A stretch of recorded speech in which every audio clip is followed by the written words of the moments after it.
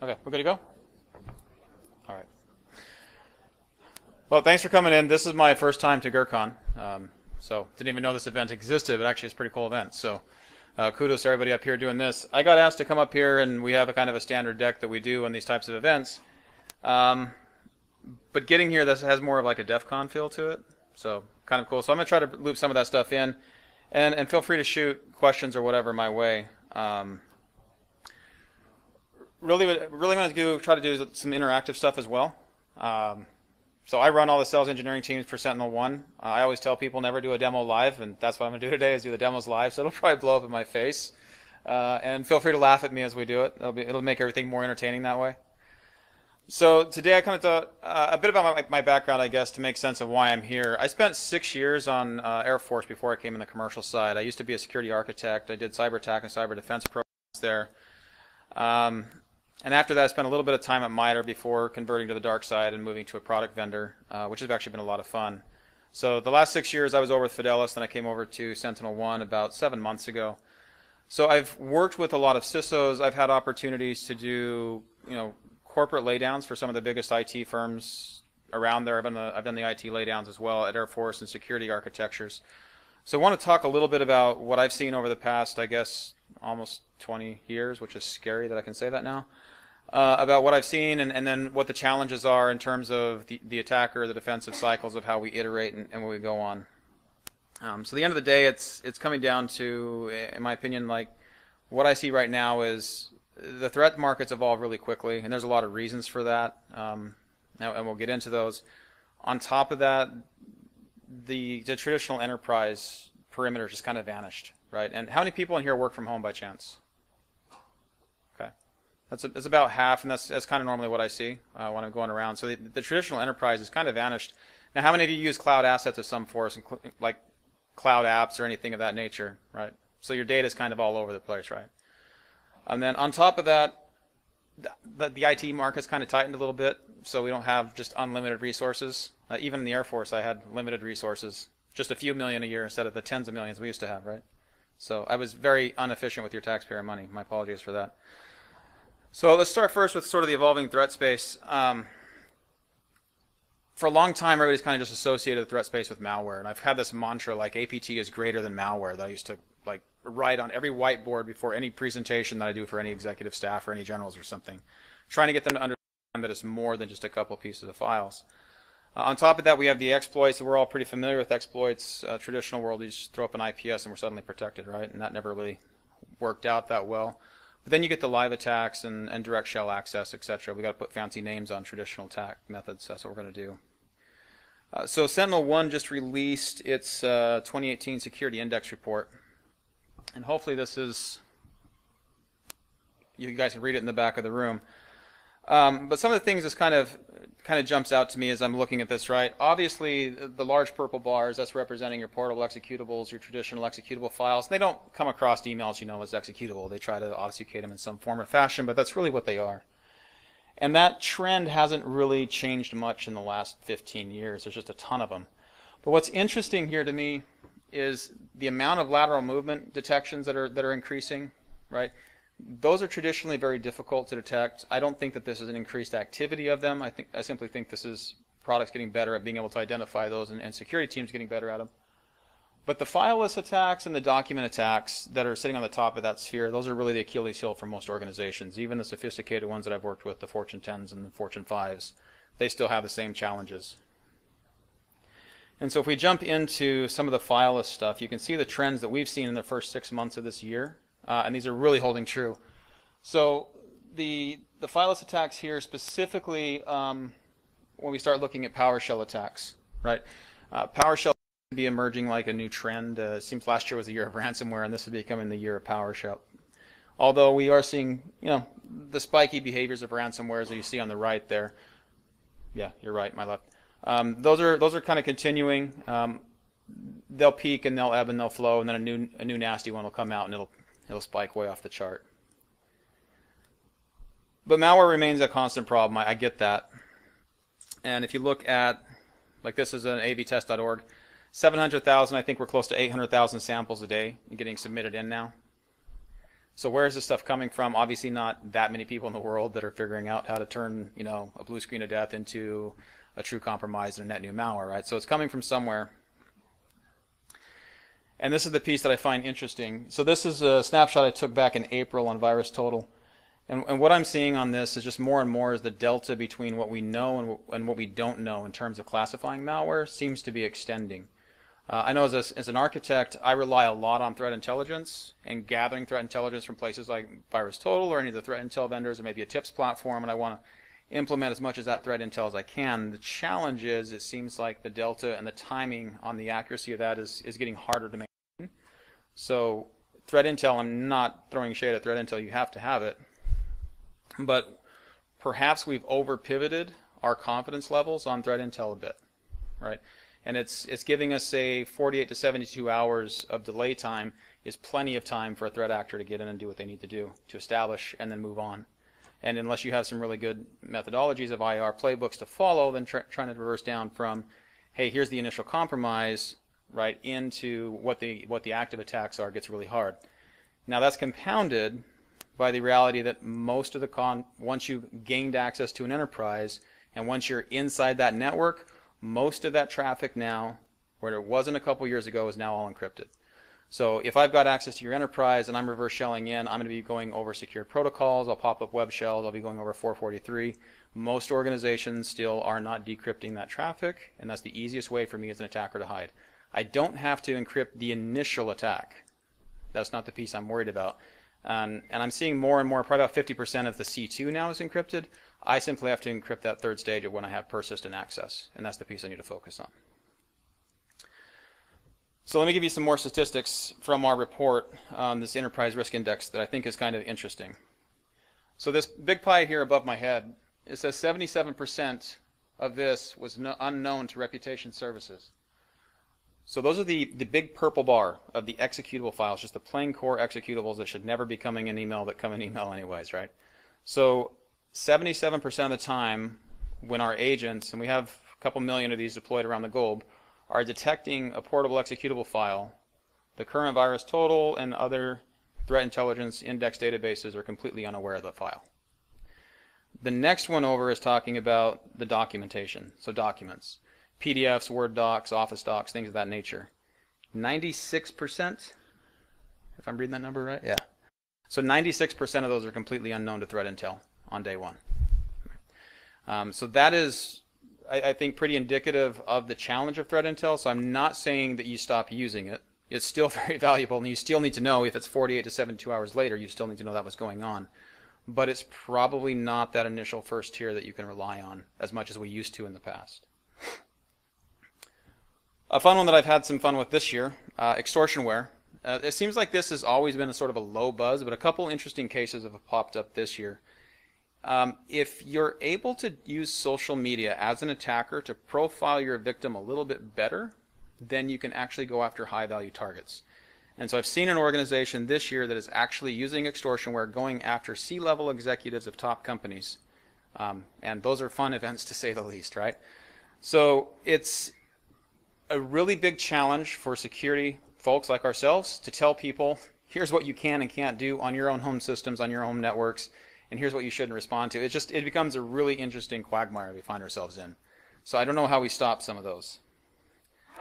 And of course, my former friends, you know, we talk about the innovations in the attacker side, and my former friends have helped us get a lot of innovation in the last 18 months in the attacker side.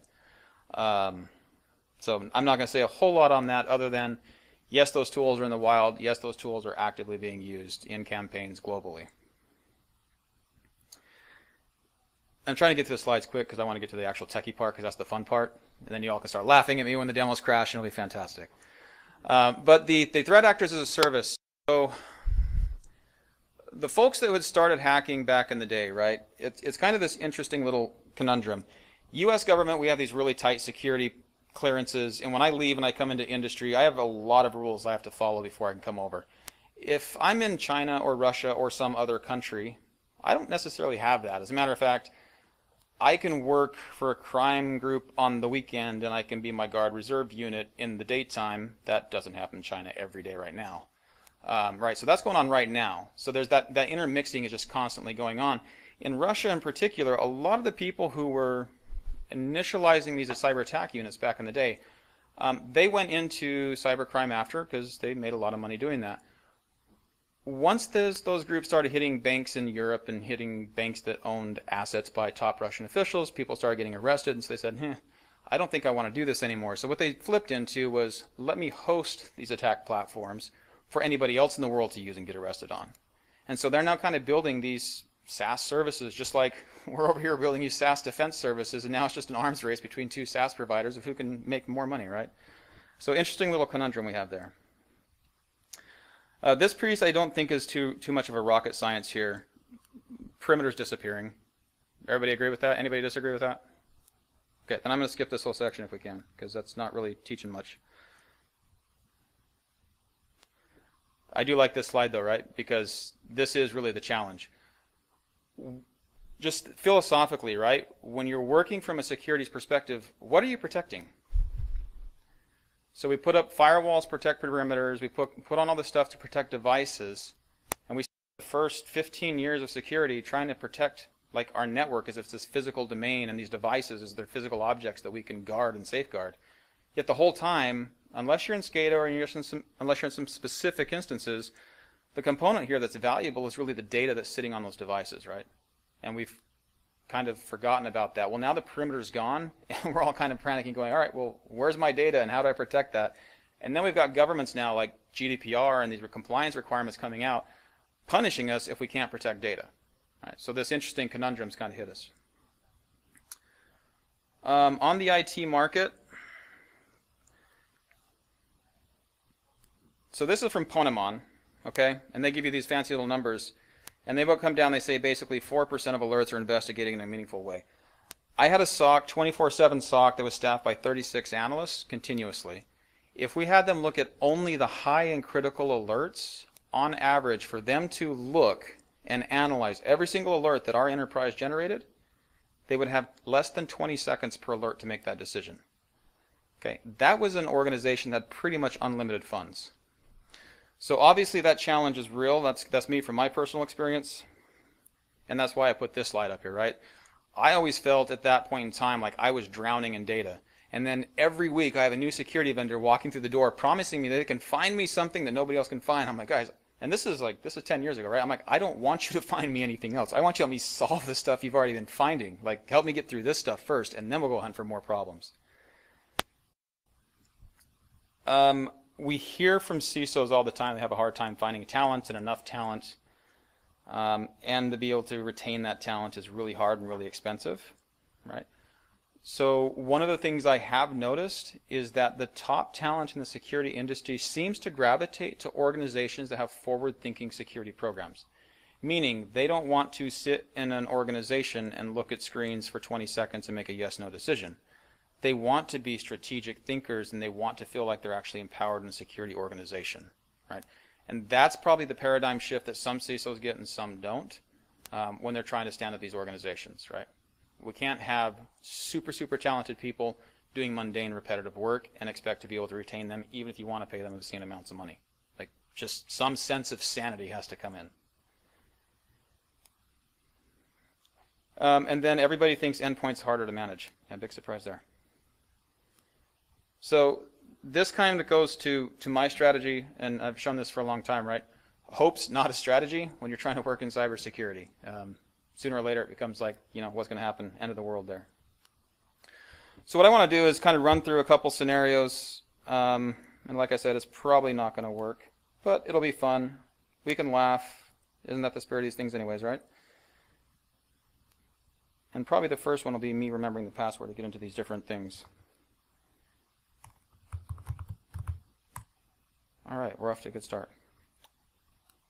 Okay, so on this one I have a Windows, or sorry, an OS X VM running, and I'm also on an OS X box, so I'm going to hack myself on this one.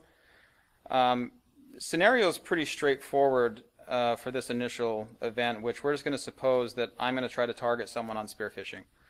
So back in the day, initially running spear phishing campaigns was really easy. My favorite one that I ever ran, I was a lieutenant out at Offutt Air Force Base, which is down in Omaha. And they wanted to do a training program, and we didn't have any fancy stuff back then. So I got to build a fake account and spam the whole base, and I basically sent them to a web page where I asked for their address, their children's birth dates. I asked for everything you could possibly imagine from them, their upcoming deployment timelines, just all kinds of personal information. Just stuff that if you ever saw in a form, you'd be like, oh, no way. Yeah, I had almost half of the base respond to that phishing email. So that was my first moment of actually getting into cybersecurity, and from that moment on, I've been doing nothing but cybersecurity. But that was kind of interesting. So today, phishing emails are a little harder, right? We've trained users really well. If you're not expecting the email, don't open it, right? So now what people do is they send you an email that you're expecting. Anybody have any guess what the most common one I'm seeing today is on phishing attacks? It's actually working?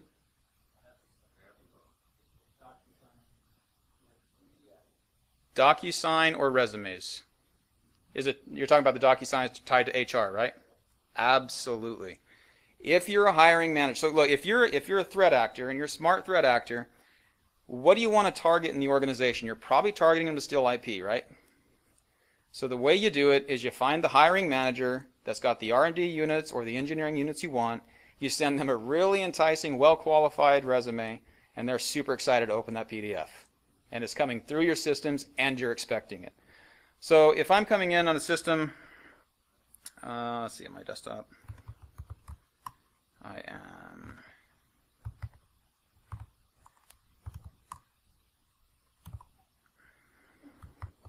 so I get a lot of executives that tell me that they run Macs because that's the one that they can't get hit on.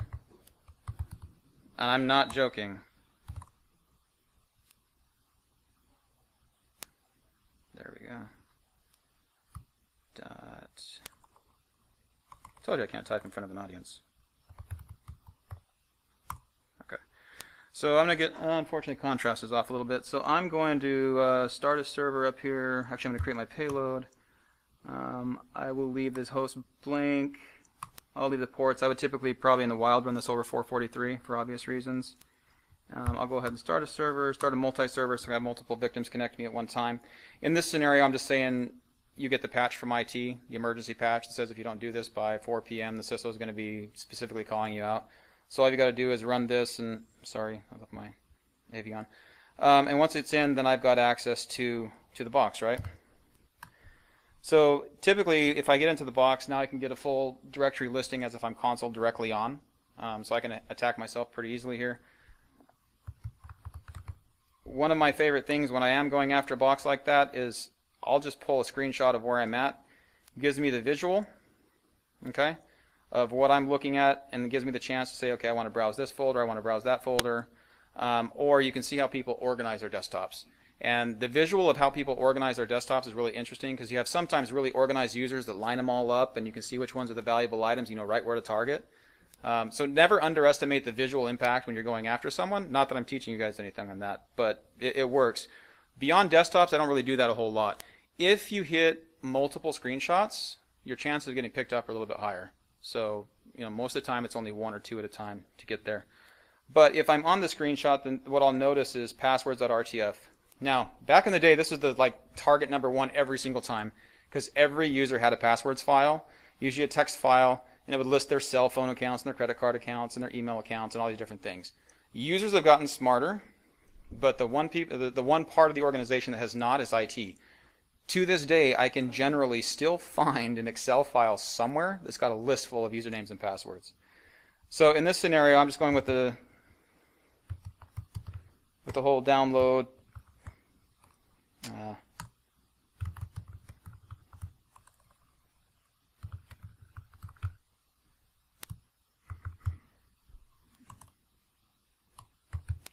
Where I'm downloading that passwords doc, and it should pop up in here if I could type properly.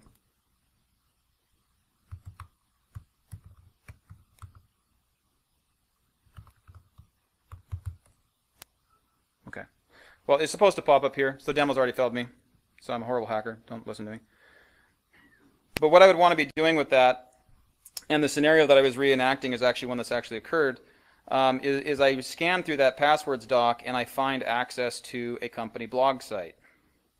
And WordPress, right, has a lot of different ways to get into it. So once I get into WordPress, well, it's not really that big of a deal, right? Because I can deface the website, I can put some text, or I can do whatever, but what else can I do with that? Well, WordPress being the most popular blog site, I like because I have the ability to come in here and do plugins, and I can add new plugins. And when you do select a new plugin, make sure I'm still connected, okay, you can upload a plugin and you can choose any file you want. It does not have to be formatted to match the WordPress structures at all. So you can, as long as it's compressed, they will go ahead and decompress it for you and lay it all out in the perfect little directory for you, which is really nice. And so if you do that, you can wind up with a simplistic web shell directly accessed to the server. Okay. So in this particular case, probably the very first thing I want to know is, who am I, right? So what user privileges do I have on this box? And then I have a bunch of default server commands sitting right here that I can start to use. So if I want to know, no, I don't want that. I want to know my kernel version. Right, it wants to get some understanding of who's there. So there's my name, there's the user who's on. I have this information for me. Do a little who am I, and I can find out I'm operating as www.data, which I expect, right? So I'm on Apache, probably a LAMP server, pretty stuff. Not a hard thing to do. So the point of this, I'm not going to run you through every single step of that triage piece, but what I can do is a direct live command I would do from a shell on a bash, and I can execute that command now, where whatever this is a bad script could be whatever commands I want written, and I can actually change mod the permission of those files and execute that file for me. So from an attacker perspective, if I upload that payload, right, I don't probably want to deface your website because that's going to tip you off. If I can use your website to auto-host some sort of vulnerability, now that's what I'm looking to do. So let's proceed with the last phase of this demo. We're going to get rid of this guy. And I've got a Kali Linux box here.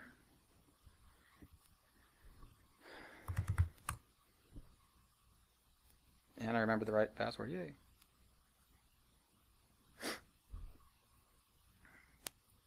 I should use the same password for every one of them, right? Can't break that habit even on this. I can't break that habit.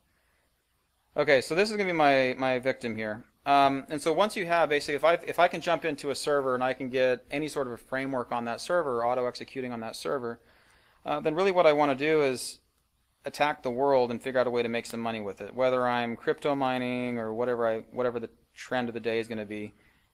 In this particular case, I'm just going to go with what was the common trend last year, which was ransomware. So even though I've got an exploit here, and this is what I want to show you guys, like I'm not doing anything to this box, I'm just going to run it.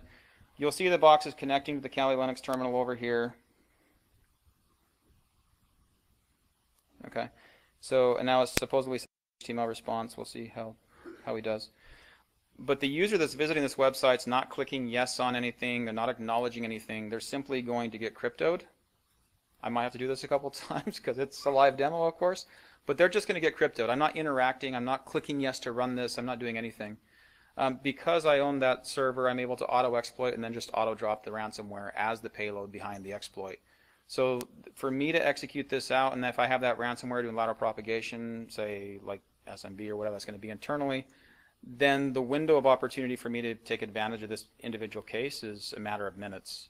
All right, and if I'm relying on some of the older methodologies we had, say the threat intel and stuff, that's probably going to take me days to figure out what's going on. So I'll know about this sooner because the users are calling me up complaining about it. Maybe. All right. So this never happens, right? Like, oh, I keep forgetting to turn my AV off. So it's in detect only mode, though. I don't have it preventing anything. It should still work. But you, as a user, you're browsing somewhere, right? And the auto exploitation was going on between the browser. That's what triggered that alert right there. But you can click that, and okay, I went somewhere, did something. I'm just going to close this out. And it's just going to keep constantly going back and reinfecting. And then it's just running in the background, waiting for things to happen. You don't know when it's going to trigger or what's going to happen. So from the attacker perspective, let's kind of walk through a little bit of what we did here. On the OS X house, actually I don't want that one.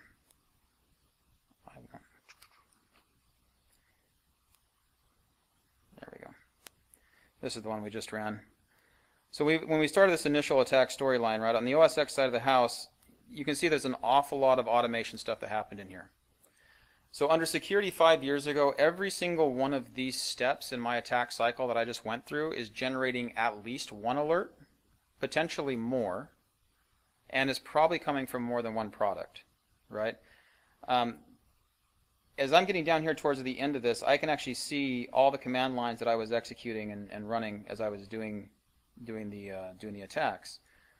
The challenge is, of course, and here's the bash file where this stuff is going on.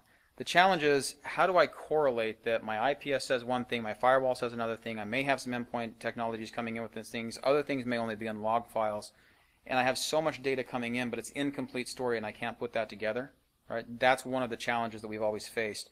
When threat intel pops in, right, typically it's going to pop in with the payload or one of the IOCs. So it's typically going to be the command and control server that's popping out, or it's going to be one of the payloads that pop in.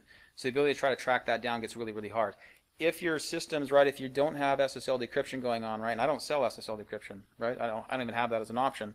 So if you're not running SSL decryption, you're going to be blind to a lot of the advantages that your threat intel can give you, at least on detecting the high-level triage that are occurring there.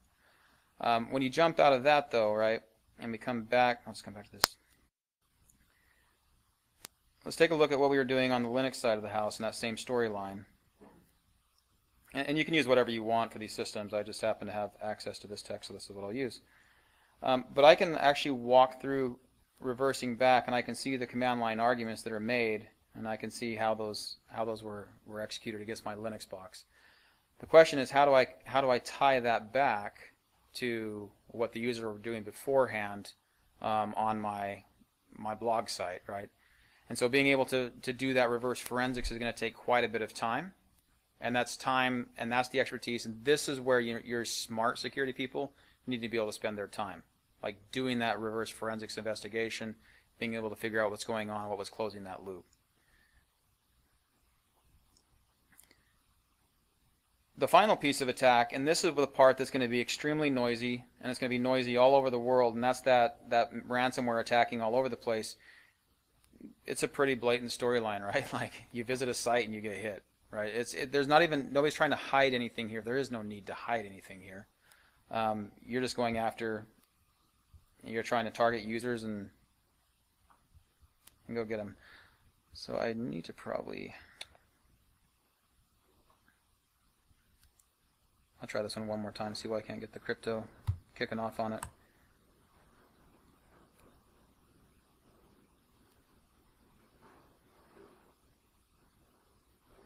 No, it's looking like my downloader. I can't find my downloader, so we'll see if we go.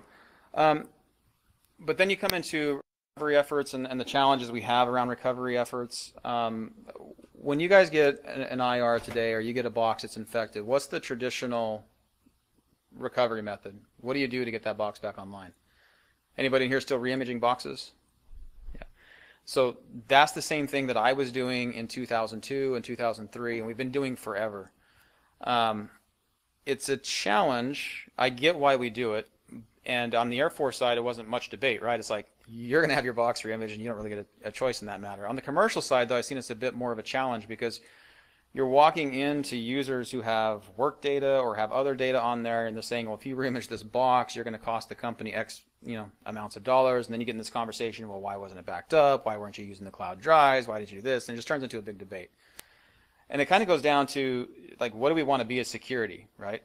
So I equate it to kind of like TSA versus Secret Service. Like, anybody here love going through TSA? Nobody loves TSA.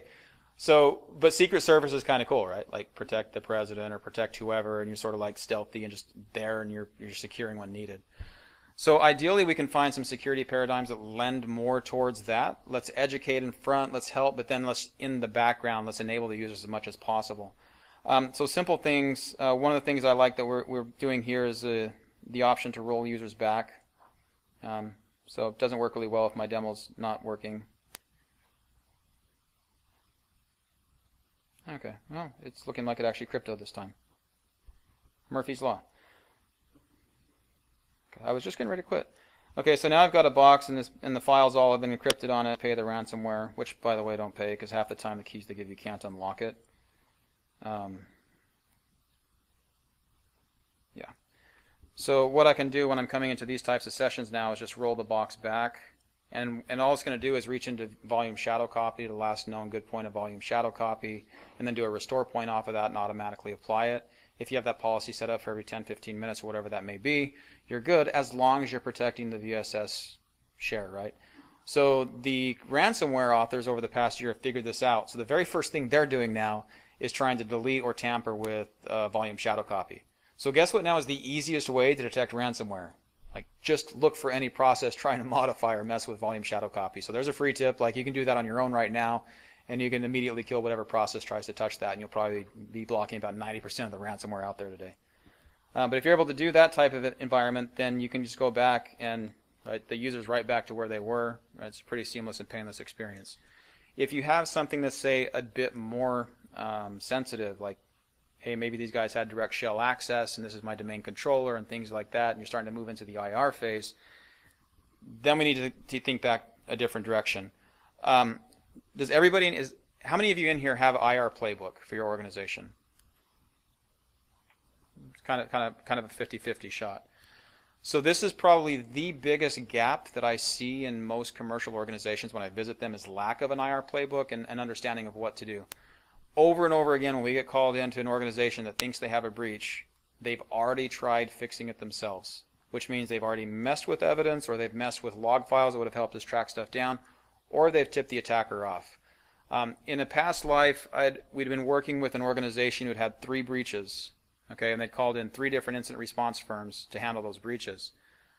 When we showed up on site, we realized there weren't 3 different breaches. It was the exact same breach. It was the exact same APT actor out of the Nanjing province, right? Nothing had ever changed. The moment they detected that someone was trying to shut down any of the activities that they had, they simply went quiet. They stopped using the utilities. They waited for 4 months. Then they tried to reconnect. They figured which ones were still persistent, and then they relaunched and reinfected and got right back in. So if you suspect a breach, the first thing you should be doing is talking to your legal counsel and your compliance risk officer. Right? The second thing you should be doing is reach out to the company you have on IR Retainer if you need that help, if you have it inside your house. But before you're going to start doing any sort of expulsion activities, make sure you've taken the time to set the proper scope and you have the proper historical evidence to back that up. Oftentimes, if a domain controller is compromised, my recommendation is you take your staff or whoever staff is going to work on this incident and you move off to Gmail. And you work the entire incident offline on Gmail while you work through that triage issue.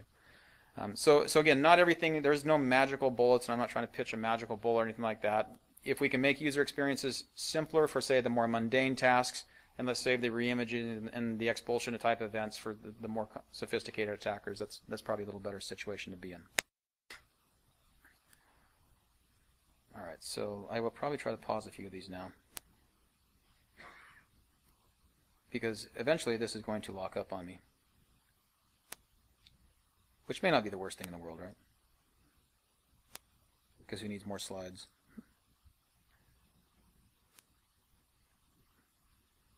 Okay. So kind of just recap the scenarios we did. We did the spear phishing, then we compromised the server, and then we hit this scenario. So this scenario is what's making the most noise out there, and this scenario is really the tail end generally of something that's gone on. If your organization's got the server and it's hosting up malware to other people, then there's probably something else that's been happening in the back end. Fortunately, if you're hosting up ransomware or something like that, it's most likely a crime-ware group, small group of people just trying to make some money opportunistically. So in terms of thoughts of where do we go, so obviously container security, cloud security app, that market is going to continue to evolve. I think we're going to see some interesting innovations there. On the endpoint market, I'm not hearing a lot of people saying they want another agent and they want more agents. I'm hearing the exact opposite, right? We want fewer agents, we want fewer things. So yes, we need to continue with the pre-execution that we've had, and the post-execution from the EDR side of the house. We definitely need to have that. I'm a big advocate of on-behavior execution, so blocking at runtime what looks to be bad without a signature. And that's actually the whole reason that I came to Sentinel-1, because I liked what they were doing. I thought this was really interesting, and I want to be a part of that one. So pre-execution, traditional AV, and using machine learning and AI on the pre-execution stuff. The more stuff we can block pre-execution, the better, but we're never going to be there 100%. And if we rely on behavioral protection to be purely post-execution, meaning I've already written it now I'm analyzing logs in an automated fashion to tell you what happened. Better than nothing, but I want that space in the middle, which means it missed all the known signatures and hashes, and you can see we have a whole bunch of those from our research we provided earlier. But if I can find the way you're acting at runtime, right? LSAS injecting to calc.exe, that should never happen, and calc.exe should certainly never be opening any ports, right? Those are pretty obvious ones, but that's the kind of type of stuff that's happening. So if I can just block that stuff because it's bad, then I can thwart a bunch of stuff without having to know exactly what it is. So a lot of legacy AV replacement projects are going on, which is great for those of us that are working on our side of the fence. But there's also some challenges. Autonomous operations, right? It's a great buzzword, but what does that really mean, right? Like, what do you care about autonomous? So for me, when I'm talking about autonomous, I want something that's going to chain link these events together and give me an incident as an alert instead of 16 discrete events that someone has to figure out how to pile them together. Okay, so that's one of the things. Fileless and right, the direct, say, scripting attacks or bash line attacks that I can run directly. I'm looking for something that can address those, and there's quite a few products. It's not just Sentinel-1, by the way. There's quite a few products that can do that, so you're definitely looking for that as well. And the last bullet is kind of mine, right? I don't want to be a pain. I'm not trying to induce more pain into an organization. The challenge we have as security professionals is we're not adding money to the corporate, right? We're not like a revenue center. So we're the people that keep coming and asking for money and then telling you what you can't do because you let me buy this tool to restrict what you can do. It's kind of a vicious little cycle we get ourselves into.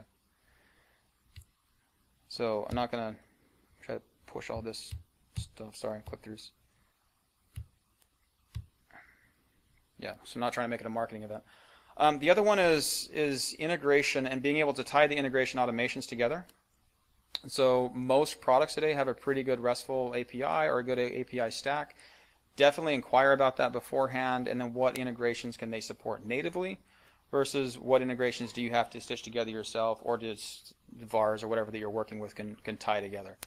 The integrations that are coming from vendor to vendor, in my experience, have a little bit more durability to them. When you're stitching on APIs, that works until one of the products in your API stitching has updated its API stack or something of that nature, and then it breaks and you got to go back and fix it, right? So that's just the challenge of if you're doing it yourself. So with that, that's the end of slides and demo stuff. Let's just go to questions, conversations. You know, what kind of stuff would you guys like to know about? Or call me crazy on, which I've been called crazy my entire life, so go ahead and do that too. Okay, we're shy, or I was way too clear, and I've never been accused of being clear, so. Nobody? Okay. Well, I guess that covers what I was going to cover. Thanks, guys.